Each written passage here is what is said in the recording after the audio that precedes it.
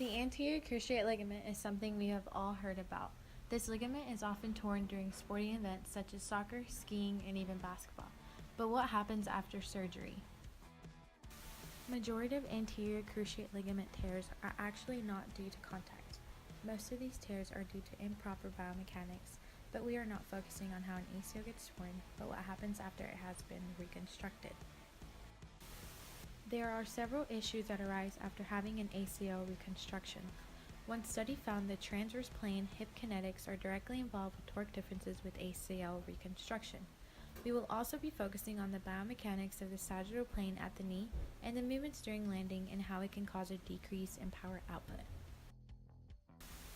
The transverse plane at the hip plays a huge role in ACL movements. During a landing phase of a jump, there is some internal rotation at the hip. A study found that participants with less hip external rotation movement, also known as torque, during early landing were over 8 times more likely to sustain a second ACL injury. Why is this? Let's think about this in a logical way that makes sense to us. First, let's start with the equation torque equals force times distance. So our distance doesn't change if we are doing the same type of action, such as a torque of an impact through the ground. This would indicate that the distance is the length of the lower leg, so that means that the force is changing.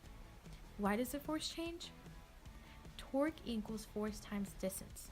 There is no change in distance, so that stays the same, however force does change. Breaking down force into its components, we get mass times angular acceleration. Angular acceleration is angular velocity divided by the change in time. We break it down even further and we get angular velocity as a change in angle over the change in time. So what is changing when a person gets an ACL reconstruction?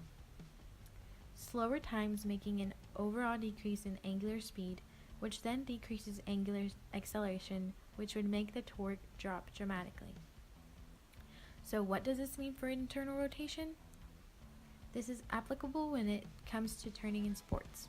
This means that the effort to turn or cut in a sport is simply more difficult and less controlled. This means you are turning more slowly, so in a one-on-one matchup with another player, someone with a relatively lower torque and more internal rotation will have a higher potential to getting a secondary ACL injury.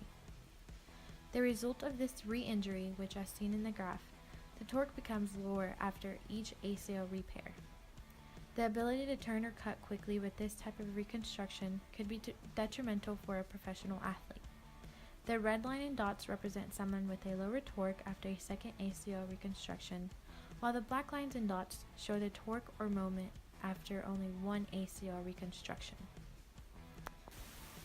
However, this is not the only thing that goes wrong when one injures their ACL. Another precaution is when jumping occurs. The ground contact forces on the ACL will increase pressure on the knee. This is because the femur is sliding posteriorly, which means that the power of the jump will be compromised. But why does this occur? Although the ACL is healed, it does not mean that the range of motion is completely restored to that of what it once was. But let's be a little bit more specific. First, start with the equation for power, which is torque times angular velocity. Angular velocity is the speed at which an object rotates. We can break this down even further. The final angle minus the initial angle divided by the change in time is equal to the angular velocity.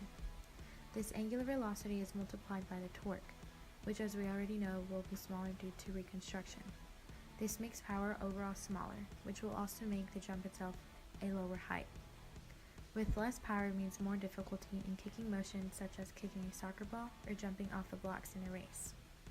In the graph, it shows that the gray bars are more from a reconstructed ACL and the black bars are from a non-reconstructed ACL. This shows us that we have more power with an uninjured ACL. Not every ACL reconstruction acts the same way, but these trends show us decreases in power and less torque are common with ACL reconstruction. If you or someone you know has an ACL reconstruction, these guidelines may come in handy when trying to prevent a second injury.